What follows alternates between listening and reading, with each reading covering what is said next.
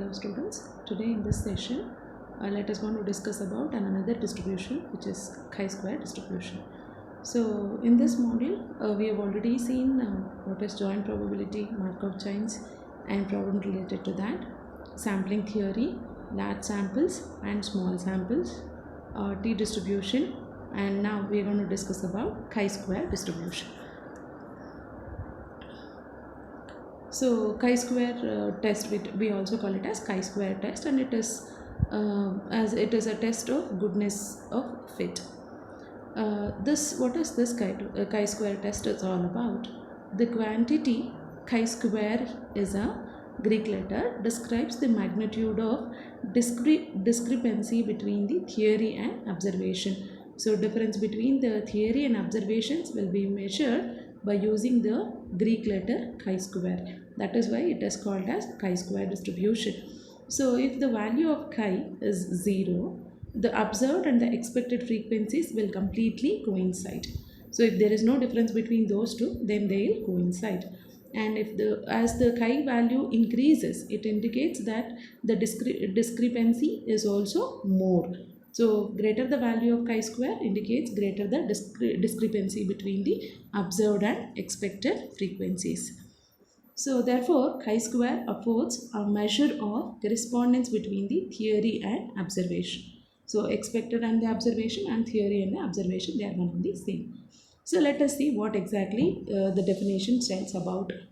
So if O1, O2, O3 and so on up to On be a set of observed frequencies, and E1, E2 and so on up to En be the corresponding set of expected or theoretical frequencies, then chi-square is defined as O1 minus E1 whole square divided by E1 plus O2 minus E2 whole square divided by E2 plus so on On minus En whole square divided by En.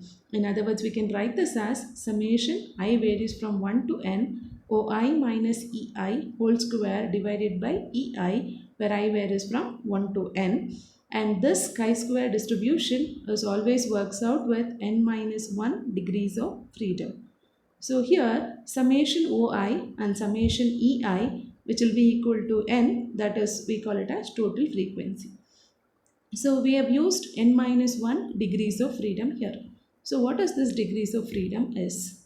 So the degree of freedom is denoted by mu, even in t-square in t distribution also we have discussed about it, and here too we use that. So nu is the degree of difference, and it is always taken as n minus k. If n is the sample size and k is number of elements which we can choose arbitrarily, and n minus k would give you the difference. That difference is taken as degree of freedom, and it is represented as nu.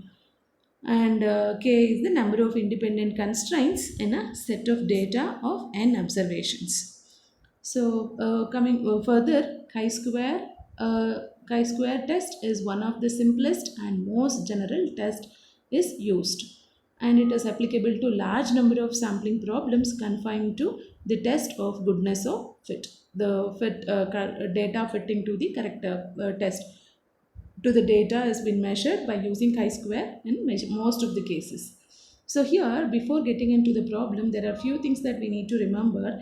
If the data is given in a series of n number, then degrees of freedom n minus 1. And this degrees of freedom will not be same for all types of distribution. That is what I mean to say here. In case of binomial distribution, the degrees of freedom can be n minus 1. Whereas in Poisson distribution, the degree of freedom is n minus 2. And in case of normal distribution, it is n minus 3. So the number of independent variables, or number of values, number of unknowns can be chosen arbitrarily, varies from distribution to distribution. That is what I had said you. For binomial, degree of freedom is n minus 1. For Poisson, it is n minus 2. And for normal, it is n minus 3. Based on the problem, we have to choose the appropriate distribution to set the degree of freedom. So let us see the working rule, how we have to work out the problems in order to get the answer in chi-square distribution. So step 1 is set a null hypothesis and calculate chi-square. So by using the formula summation I is equal to 1 to n Oi minus Ei whole square divided by Ei. So that is our step 1. And step 2 is we have to find the degree of freedom and find the corresponding value of chi-square at prescribed level of significance. So this we have to identify from the chi-square distribution table, and I'll be showing how exactly how to use it. And at prescribed significance level, we have to check what is the tabulated value, and the calculated value has been done in step 1. Tabulated value we have to verify in step 2. And step 3 would be if the calculated value of chi-square is less than the corresponding tabulated value, then the hypothesis is accepted. As the same case in t distribution also we have done, and similarly here too. And the calculated value, if it is less than, if it comes in the boundary of the tabulated value, then the hypothesis can be accepted. If the calculated value is more than the tabulated value, then we can reject the hypothesis, or we will not accept the hypothesis. It means that we are going to conclude that the experiment does not support the theory. So that is how we are going to conclude the problem. So note, if chi-square is 0, then OI and EI agree exactly. There will not be any difference. They will be expected, and the observed frequencies and the expected frequency will be the same. So it means that from the expectation whatever we have, and exactly it is going to happen in reality too. That is what when chi-square is 0. And if chi-square is greater than 0, it means that there are two cases. Chi-square is small, OI are close to EI and indicates the good fit. If OI are close to EI and original frequencies, if they are close to expected frequencies, then it is a good fit. If chi-square is large, then OI differ considerably from EI and it indicates the poor fit. So let us see some examples here. So before going to the examples, I would like to show you the distribution table and how we have to evaluate it. So this is the distribution table. You can see here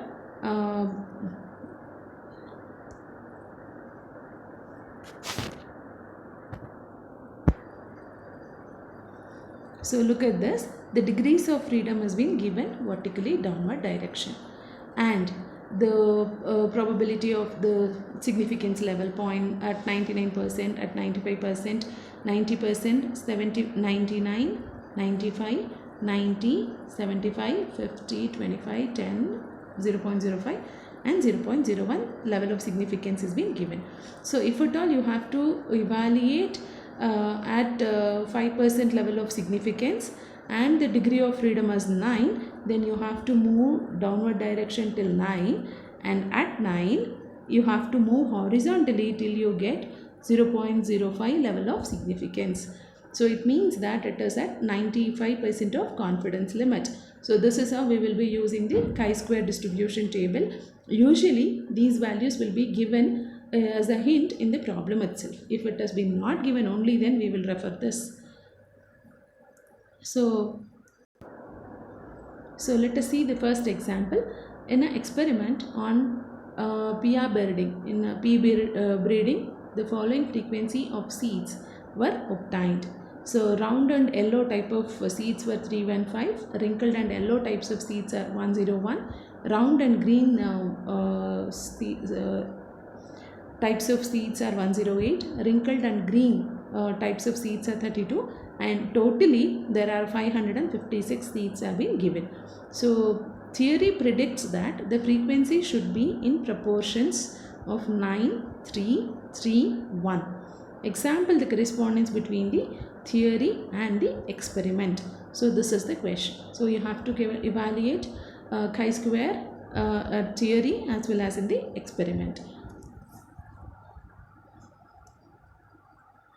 So look at the solution. The given OIs, the expected frequencies are O1 is 315, O2 is 101, O3 is 108 and O4 is 32. And summation of all this is summation OI. Summation of all this is summation OI, which is 556. The corresponding frequencies need to be calculated. The expected frequencies need to be calculated here. So the expected frequencies here, E1, which has been given by 9, the first element given in the sample, divided by total number of elements. 9 plus 3 plus 3 plus 1 gives you 16, and that is total number of that. and 556 is total number of observed values. So 9 by 16 into 556 gives us 313. Similarly, we have to calculate E2 for the second element, E3 for the third element, and E4 for the fourth element. Correspondingly, we get 313, 104, 104 and 35. These are the expected frequencies. The theoretical frequencies and the expected frequencies we have calculated. And we need to calculate chi-square now. So chi-square by the formula, it is summation I varies from 1 to 4. There are 4 elements have been given in the sample, therefore we will take 1 to 4. OI minus EI the whole square divided by EI. So for different values of I, we are going to expand the formula. So when I is equal to 1, we get the first one. When I is equal to 2, we get this. When I is equal to 3, this. And when I is equal to 4, we get this. So substitute the corresponding values of O1 and E1 and simplify that. We get 4 divided by 313, 9 by 104, 16 by 104 and 9 divided by 35. So these are the values we will get for every individual terms.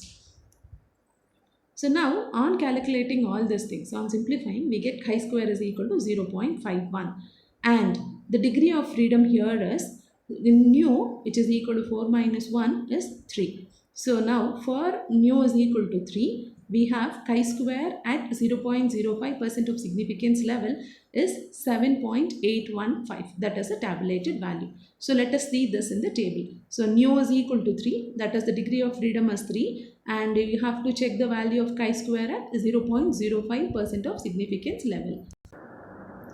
So now let us see that value. Nu was 3, that is degree of freedom was 3 and we have to check the value of chi-square at 0.05% of significance level. So in this table, so move in the degrees of freedom till 3 because the nu value is 3. Nu is nothing but the degree of freedom and move horizontally till you get 0.05% of significance level. So this is our 0.05% of significance level. The value of nu at 3 and the value of chi-square is 7.81 here from the tabulated value. So the tabulated value is 7.815. The tabulated value is 7.815 and